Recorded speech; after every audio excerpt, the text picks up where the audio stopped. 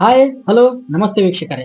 ಇಂದು ನಾವು ಬಾಗಲಕೋಟೆ ಜಿಲ್ಲೆಯ ಬಾದಾಮಿ ತಾಲೂಕಿನ ಬಾಗಲಕೋಟೆ ಲೋಕಸಭಾ ಮತ್ತು ಬಾದಾಮಿ ಮತಕ್ಷೇತ್ರದಲ್ಲಿ ಇಂದು ನಾವು ಭೇಟಿ ನೀಡಿದ್ದೀವಿ.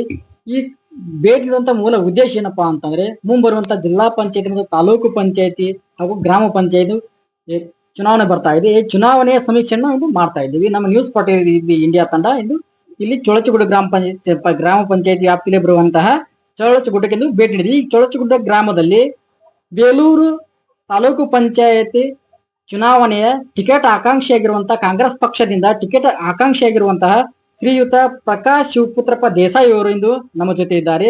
ಇವರು ಟಿಕೆಟ್ ಇವರಿಗೆ ಯಾಕೆ ನೀಡಬೇಕು, ಟಿಕೆಟ್ ಇವರಿಗೆ ಕೊಟ್ರೆ ಇವರು ಯಾವ ರೀತಿ ಡೆವಲಪ್ಮೆಂಟ್ ಮಾಡ್ತಾರೆ, ಇವರಿಂದ ಜನ ಏನ್ ಅಪೇಕ್ಷೆ ಪಡಬಹುದು ಮತ್ತು ಇವರಿಂದ ಪಕ್ಷ ಕೂಡ ಏನ್ ಅಪೇಕ್ಷೆ ಪಡಬಹುದು ಅನ್ನುವಂಥದ್ದನ್ನ ಅವರಿಂದಲೇ ಕೇಳಿ ತಿಳಿದುಕೊಳ್ಳೋಣ. ಬನ್ನಿ ವೀಕ್ಷಕರೇ. ಸರ್ ನಮಸ್ಕಾರ ಸರ್. ಸರ್ ನಮ್ಮ ನ್ಯೂಸ್ 43 ತಮಗೆ ಸ್ವಾಗತ ಸರ್. ನಿಮ್ಮ ಮಾತು ಮುಂದುವರಿಸಕ್ಕಿಂತ ಮುಂಚೆ ಸರ್ ತಮ್ಮ ಕಿರು ಪರಿಚಯ ಸರ್. ಪ್ರಕಾಶ್ ಶಿವಪುತ್ರಪ್ಪ ದೇಸಾಯಿ, ಸೆಕೆಂಡ್ ಚೊಳಚಗುಡ್ಡ, ಕಾಂಗ್ರೆಸ್ ಯುವ ಮುಖಂಡರು, ಕಾಂಗ್ರೆಸ್ ಪಕ್ಷದ ಕಾರ್ಯಕರ್ತರು. ಇವಾಗ ಕಾಂಗ್ರೆಸ್ ಪಕ್ಷದ ಟಿಕೆಟ್ ಆಕಾಂಕ್ಷಿ ತಾಲೂಕ್ ಪಂಚಾಯತಿ ಟಿಕೆಟ್ ಆಕಾಂಕ್ಷಿ. ಸರಿ ಸರ್. ಸರ್ ಇವಾಗ ತಾವು ಹೇಳ್ತಾ ಇದ್ರಿ ತಾಲೂಕ್ ಪಂಚಾಯತಿ ಟಿಕೆಟ್ ಆಕಾಂಕ್ಷಿ ಅಂತ. ಸರ್ ತಾವು ರಾಜಕೀಯಕ್ಕೆ ಬರ್ತಾ ಇದ್ರಿ. ಸರ್ ತಾವು ರಾಜಕೀಯಕ್ಕೆ ಬಂದು ಎಷ್ಟು ವರ್ಷ ಆಯ್ತು ಸರ್? ತಾವು 2005ರಲ್ಲಿ ನಾವು 2005ರಲ್ಲಿ ಅಂದ್ರೆ 25 ವರ್ಷ ಆಯ್ತು ಸರ್. 20 ವರ್ಷ ಆಯ್ತು. 20 ವರ್ಷ ತಾವು ರಾಜಕೀಯ ಸೇವೆ ಬರ್ತಾ ಇದ್ರಿ ಸರ್. ತಾವು ರಾಜಕೀಯ ಸೇವೆ ಬಂದಾಗಿಂದ ಸರ್ ತಾವು ಜನರಿಗೆ ಯಾವ ರೀತಿಯೂ ತಾವು ಸಹಾಯ ಸಹಕಾರ ಮತ್ತು ಅವರಿಗೆ ಸೌಲಭ್ಯಗಳನ್ನ ಕಲ್ಪಿಸ್ತಾ ಬರ್ತಾ ಇದ್ರಿ ಸರ್. ನಾವು ಪ್ರತಿಯೊಬ್ಬರದು ಏನಾಯ್ತಂದ್ರೆ ಅವ್ರದ್ದೇನ್ ಸಮಸ್ಯೆ ಅದಾವೋ ಅವ್ರ ಸಮಾಜಕ್ಕೆ ಒಂದು ಏನ್ರ ಕೊಡುಗೆ ನಾವೆಲ್ಲ ಅದನ್ನೆಲ್ಲ ಮಾಡ್ಕೊಂತ ಬಂದಿದ್ದೀವಿ ಸರ್. ಅಲ್ಲಿಂದ ಅದು ನಮ್ಮ MLA ಅವರು ಇರ್ತಾರೆ, ನಮ್ಮ ಪಕ್ಷದಿಂದ ನಾವು ಏನ್ ಅನುಕೂಲ ಆಗಬೇಕೋ ಅದನ್ನೆಲ್ಲ ಮಾಡ್ಕೊತೀವಿ. ಆಮೇಲೆ ಗುಡಿ ಆಯ್ತು, ಇದು ಅವ್ರದ್ದು ಸಮುದಾಯ ಭವನ ಆಯ್ತು, ಒಂದೊಂದು ಸಮಾಜಕ್ಕೆ ಒಂದೊಂದು ತರ ಈ ತರ ಎಲ್ಲ ಕೆಲಸ ಮಾಡ್ಕೊಂಡು ಬಂದಿದ್ದೀವಿ. ಸರಿ ಸರ್. ಸರಿ ಸರ್. ಇವಾಗ ತಾವು ರಾಜಕೀಯಕ್ಕೆ ಬಂದಿದ್ದೀರಿ ಸರ್. ತಾವು ರಾಜಕೀಯ ಬರೋದಕ್ಕೆ ಸರ್ ಮೂಲ ಉದ್ದೇಶ ಮತ್ತು ತಮ್ಮ ರಾಜಕೀಯ ಗುರು ಯಾರು? ರಾಜಕೀಯ ಗುರು ನಮ್ಮ ಚಿಂಕರ್ ಸಾಹೇಬ್ರ ಅಂತ ಹೇಳಿದ್ರು ತಪ್ಪಾಗ್ಲಿಕ್ಕಿಲ್ಲ. ಇವರು ನಮ್ಮ ಬಾಲಪ್ಪ ಅವರು ಚಿಂಕರ್ ಸಾಹೇಬ್ರ ಅವರ ಮೇನ್ ನಮ್ದು ಅವ್ರದೊಂದು ಸ್ಪೀಚ್ ಕೇಳಕ್ ನಾನು ಹೋಗ್ತಿದ್ದೆ. ಆ ಒಂದು ಸ್ಪೀಚ್ಲಿಂದ ನಾನು ಅವ್ರನ್ನ ನಮ್ಗೆ ಬಹಳ ಅಟ್ರಾಕ್ಟಿವ್ ಆಗುತ್ತೆ. ಹಿಂಗಾಗಿ ನಾವು ಆತರ ಇದರಿಂದ ನಾವು ಓಕೆ ಸರ್. ಓಕೆ. ತಮ್ಮ ರಾಜಕೀಯ ಗುರು ಮಾತ್ರ ಚಿಮ್ಮನಕಟ್ಟಿ ಸಾಹೇಬ್ರು, ದೊಡ್ಡ ಸಾಹೇಬ್ರು, ಅವರ ತಂದೆಯವರು. ಸರಿ ಸರ್. ಸರಿ ಸರ್. ತಾವು ರಾಜಕೀಯ ಬರೋದಕ್ಕೆ ಉದ್ದೇಶ ಸರ್? ಉದ್ದೇಶ ಅಂತ ಸರ್ ನಾವು ಜನಸೇವೆ ಮಾಡ್ಬೇಕನ್ನೋದಕ್ಕೆ ಅಷ್ಟೇ. ಬಟ್ ನಮ್ಗೆ ಅಧಿಕಾರ ಇತ್ತಂದ್ರೆ ಇನ್ನೊಂದ್ ಸ್ವಲ್ಪ ಜನಸೇವೆ ಮಾಡ್ಬೋದು. ಅಧಿಕಾರ ಇಲ್ಲಾರ್ದ ಇದ್ರೆ ಏನು ಮಾಡಕ್ಕೆ ಅಧಿಕಾರ ಬೇಕು. ಜನರಿಗೆ ನಾವು ಸ್ಪಂದಿಸ್ಬೇಕಂತಂದ್ರೆ ಒಂದು ಅಧಿಕಾರ ಬೇಕು. ಅಧಿಕಾರ ಇಲ್ಲಾರ್ದ ಜನರು ಯಾರಿಗೂ ನಾವ್ ಏನ್ ಮಾಡಿದ್ರೆ ಇಲ್ಲ. ಭಾಳ ಅಂದ್ರೆ ನನ್ನ ಮನೆಯಿಂದ ನಾ ಏನಾರ ಮಾಡ್ಬೇಕು. ಬಟ್ ಅಧಿಕಾರ ಇತ್ತಂದ್ರೆ ಎಲ್ಲಾನು ಮಾಡ್ಬೋದು ಸರ್. ಇವಾಗ ರಾಜಕೀಯ ಇಲ್ಲದೇನೆ ಸೋಷಿಯಲ್ ಸರ್ವಿಸ್ ಮಾಡಬಹುದಲ್ಲ ಸರ್? ಮಾಡ್ಬೋದು ಸರ್. ನಾನು ಮಾಡ್ತೀನಿ. ನಾನು ವೈಯಕ್ತಿಕ ಅದನ್ನೇ ಮಾಡ್ತಿದ್ದೆ. ನಾನು ವೈಯಕ್ತಿಕ ನಮ್ದು ತೋಟದಲ್ಲಿ ಬರ್ಲಿ ಅವ್ರು ಏನ್ ಬೇಕಾದ್ ಕೇಳಿದ್ರು ನಾನು ಎಲ್ಲದಕ್ಕೂ ಕೊಡ್ತೀನಿ. ಯಾಕಂದ್ರೆ ನಾನು ಅದನ್ನೇನು ತಿಳ್ಕೊಳ್ತೀನಿ. ಯಾಕಂದ್ರೆ ನನ್ನ ಕೈಲಿಂದ ಎಷ್ಟು ಸಾಧ್ಯ ಆಗುತ್ತೆ ಅಷ್ಟೇ ಮಾಡ್ಬೋದು. ನಾನು ಹಂಗಂತೇಳಿ ನಾನು ಎಲ್ಲಾನು ಮಾಡಕ್ಕಾಗಲ್ಲ. ಅಧಿಕಾರ ಇತ್ತಂದ್ರೆ ಒಂದ್ ಎಲ್ಲಾನು ಮಾಡ್ಬೋದು. ಅಧಿಕಾರ ಇತ್ತಂದ್ರೆ ಮತ್ತೆ ನಾನು ಹೆಚ್ಚಿನ ಫಂಡ್ ತಂದ್ಕೊಂಡು ನನ್ನ ಕಡೆಯಿಂದ ಎಷ್ಟು ಸಾಧ್ಯ ಆಗುತ್ತೆ ಭಾಳ ಅಂದ್ರೆ 1 ಲಕ್ಷ ಖರ್ಚು ಮಾಡ್ಬೋದು. ಮತ್ತೆ 1 ಕೋಟಿ ಖರ್ಚು ಮಾಡ ಅಂದ್ರೆ ಸರಿ ಸರಿ. ಇವಾಗ ತಾವು ಟಿಕೆಟ್ ಆಕಾಂಕ್ಷಿ ಆಗ್ತಾ ಇದ್ದೀರಿ ಸರ್. ತಾವು ಟಿಕೆಟ್ ಆಕಾಂಕ್ಷಿ ಆಗ್ಬೇಕಾದ್ರೆ ಸರ್ ಕಾಂಗ್ರೆಸ್ ಪಕ್ಷ ತಮಗೆ ಯಾಕೆ ಟಿಕೆಟ್ ಕೊಡ್ಬೇಕು ಸರ್? ನಾನು ಒಳ್ಳೆ ಒಂದು ಕಾರ್ಯಕರ್ತ, ಒಳ್ಳೆ ಒಂದು ಮುಖಂಡ, ಅದಕ್ಕೆ ಯುವ ಮುಖಂಡ. ಹಿಂಗಾಗಿ ನಾನು ಒಳ್ಳೆ ಒಂದು ಇದ್ರಾಗ ನಾನು ಸೋಷಿಯಲ್ ಮೀಡಿಯಾದಾಗ ನಾನು ಸೋಷಿಯಲ್ ಒಂದು ವರ್ಕರ್ ಅದೀನಿ.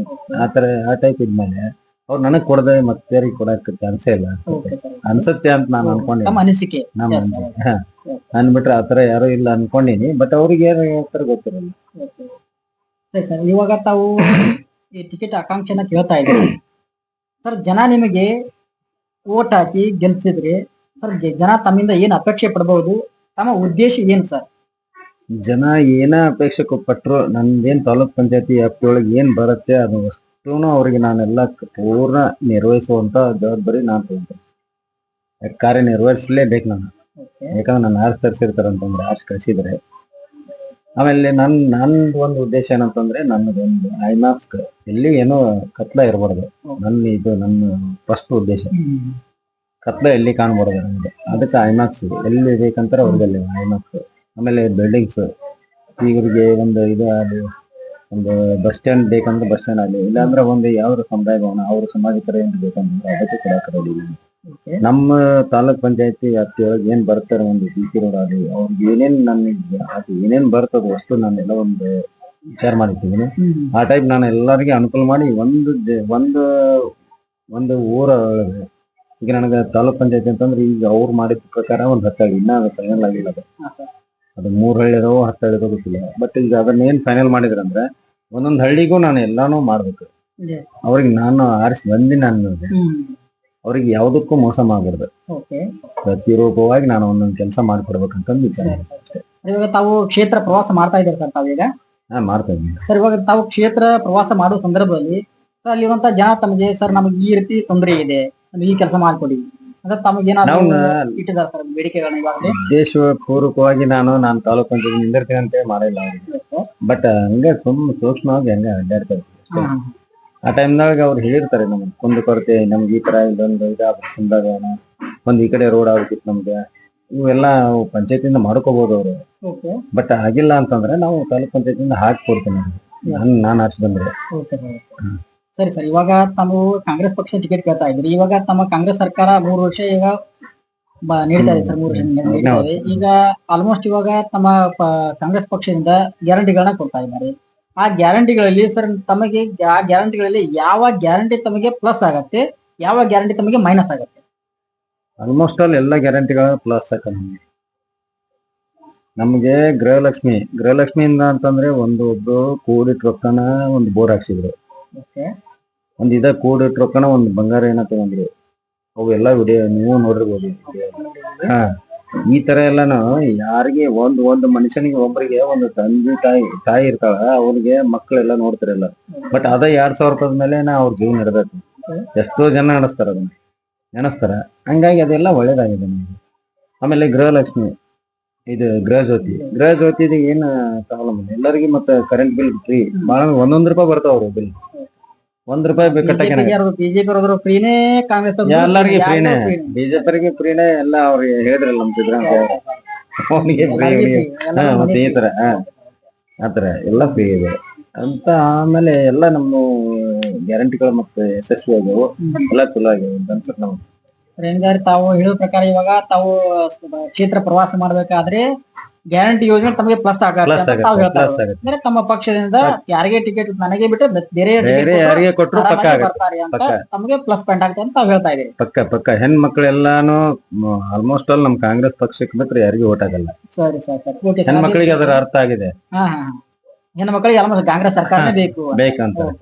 ಯಾಕಂದ್ರೆ ಅವರಿಗೆ ಗೊತ್ತು ಮನಿ ನಡೆಸೋರು ಆಲ್ಮೋಸ್ಟ್ ಆಲ್ ಹೆಣ್ಮಕ್ಳು ಇರ್ತಾರೆ. ಹೆಣ್ಮಕ್ಳು ಇರ್ತಾರೆ ಇಲ್ಲ ಅಂತಲ್ಲ, ಬಟ್ ಅವ್ರಿಗೆ ಒಂದು ಸೇವಿಂಗ್ ಇರ್ತಲ್ಲ, ಅದೆಲ್ಲ ಎಂತ ಮಾಡ್ತಾರೆ.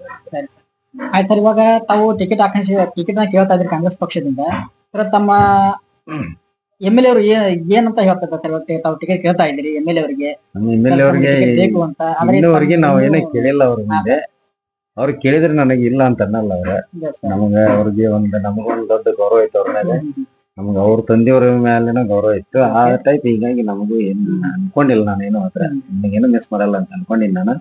ಅವ್ರು ಯಾವ್ದೇ ಕಾರಣಕ್ಕೂ ನನಗೆ ಟಿಕೆಟ್ ಕೊಡ್ತಾರೆ, ನನ್ ಬಿಟ್ರೆ ಯಾರಿಗೂ ಕೊಡಲ್ಲ ಅವ್ರ. Okay sir. ಸರ್ ಇದಕ್ಕಿಂತ ಮುಂಚೆ ತಮ್ಮ MLA ಅವರು ಇಲ್ಲಿ ಚಿಮ್ಮನಗಿಟ್ಟಿ ಇದ್ದಾರೆ, ಇವರು ಯಾವ ರೀತಿ ಡೆವಲಪ್ಮೆಂಟ್ ಮಾಡ್ತಾ ಇದ್ದಾರೆ ಸರ್? ಇಲ್ಲಿ ಡೆವಲಪ್ಮೆಂಟ್ ಚೆನ್ನಾಗಿದೆ ಸರ್. ನಮ್ದು ಬನಶಂಕರಿ ಒಳಗೆ ಒಂದು 2 ಸ್ನಾನದ ರೂಮ್, 2 ಟಾಯ್ಲೆಟ್ ರೂಮ್ ಅವನ್ನೆಲ್ಲ ಹಾಕೊಡು ಅಂತ ಹಾಕೊಡ್ತೀವಿ. ಅವನ್ನೆಲ್ಲ ಮಾಡ್ಸಿದ್ವಿ ಅಲ್ಲಿ. ನಾವ್ ಏನ್ ಹೇಳ್ತೀವಿ ಯಾವ ಎಲ್ಲ ಕೆಲಸ ನಮ್ಮ ಮುಂದಾಳತ್ವದಲ್ಲಿ ಕೆಲಸ ಮಾಡ್ತಾರೆ, ಇಲ್ಲ ಅಂತಲ್ಲ.